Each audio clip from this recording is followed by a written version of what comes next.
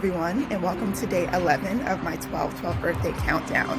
I know, I can't believe we are here, the 11th day, almost at my birthday, and I'm truly excited. If you're still looking for a way to donate to my business, please feel free to go to my website, www.vonniconsulting.com/donate. Again, it's www.vonniconsulting.com/donate. And there are two different options to donate to my business, and I truly appreciate every single donation that comes in, so thank you.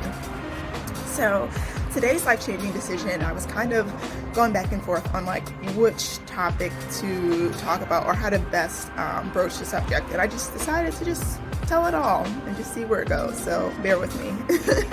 So today's life-changing decision was choosing to pursue my doctorate. Now, I think that there are many people who probably assume that I chose to pursue my doctorate to advance my career. And while that's partially true, it's a really small percentage of why I chose to earn my doctorate.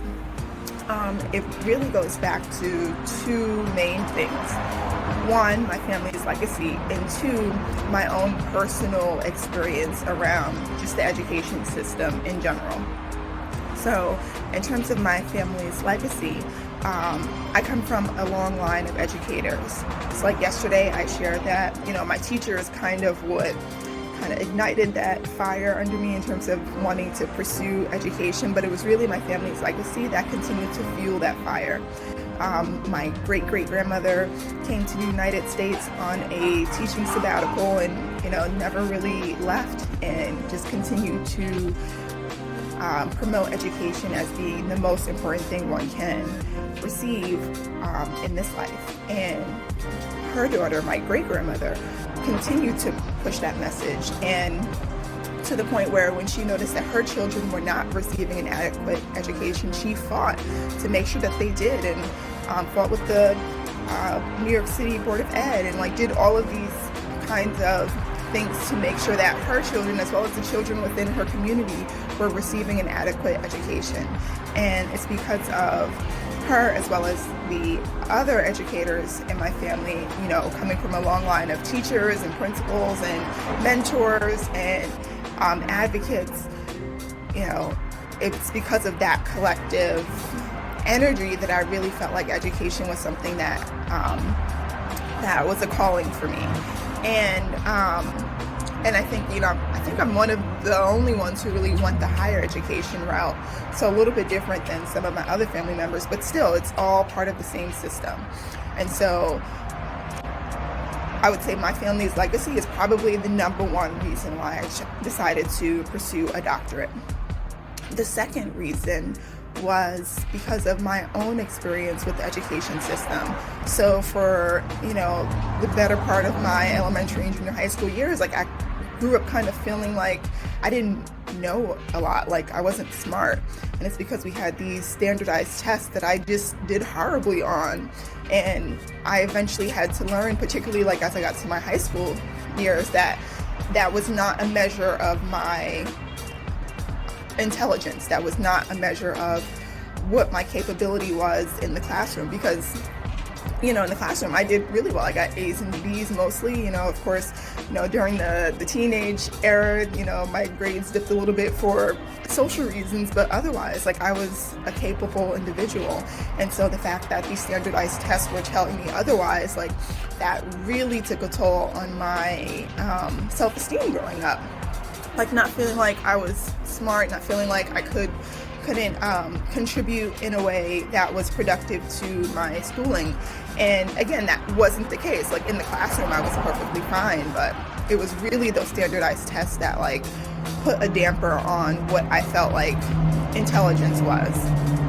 And, I kind of carried that with me in high school, and taking the SATs and the ACTs, that was just a nightmare. But I did decent enough to still get into a good college, but still I still carried that with me. However, I was able to turn that around once I left college and realized that clearly I'm capable of doing well, right? Because I graduated from a prestigious institution. I also did extremely well while doing my master's, and I was able to avoid taking the GREs twice for my master's and my doctorate. So, I eventually had to learn that, like, it wasn't about me, it was really about the structures that are put in place. And while some people may do extremely well on standardized tests, I just wasn't one of them. My capacity in terms of learning and demonstrating that learning is more on the creative side, to be completely frank. And so doing something like writing a dissertation where I can tell stories about people's experiences, like, that's more of my path versus, what does this word mean? What does that word mean? How does it relate to this? And, math was something that, while I didn't necessarily enjoy it, I was good at it. So that part was never really an issue for me. Like, I was this close to becoming a math major in college. But after pre-calculus, decided that was not going to work for me. But, it's something that I still carry with me. And, when I went to take my statistics class or my doctorate, like, I was not intimidated as much as some of my classmates. So I guess I'm sharing all of this to say that we can't allow those systems that are in place to define who we are. Like, I'm sure there are many other people who, growing up maybe had some similar experiences and, felt like, well, the system is telling me that I'm this way, and so that must be, and fighting against that anyway. And so I am very grateful for my family, who, is very supportive in terms of taking my perceptions and pointing them in the other way of, like, no, like, that's not the case. Like, this is not a reflection of who you are. Like, we know who you are. We see who you are. And just having that faith that whatever is meant for me is for me. And so when I think about pursuing my doctorate, like, I had complete faith that it was something that I could do. I applied to one school because that was just the school that I wanted to go to, and, didn't even question it, and got in and had an amazing experience. It was a lot of work. Like, there were moments where I was kind of scratching my head and deciding, like, why am I doing this again? But at the end of the day, like, I am so grateful for the experience. And I will say, one of the things that was very unique about my doctoral experience is the fact that it really opened up my mind to some of the spiritual stuff that I talk about on this channel or on my Instagram, in terms of, like, working with the collective, being in alignment with what you truly want to do. And I think that I couldn't have gotten the perspective I have now if it were not for my doctoral experience. So while it really did cater to, like, the academic side of me that is, very dominant, it also really drew me more into the spiritual side of me, and how it all relates to working with the collective energies around us and the collective people around us, and, doing whatever we can to have a more sustainable society, a sustainable approach to life, and ultimately doing whatever we can to take care of each other and not just focusing on the individual side of things. So when I think about just all of that, I have to say that, pursuing my doctorate is really what brought all of that together. Like, I can't imagine having any other experience. And, while there were some tough times, like, I am so grateful for all of it. And I feel like when I tell people about why I chose to leave my job to finish my schooling, they're kind of like, well, wasn't that kind of the point? And it's like, no, like, this was the point. And so hopefully by understanding now, like, hearing this now, you understand that, it was never really about the job. It was really about me and my legacy and my family's legacy, and doing whatever I could to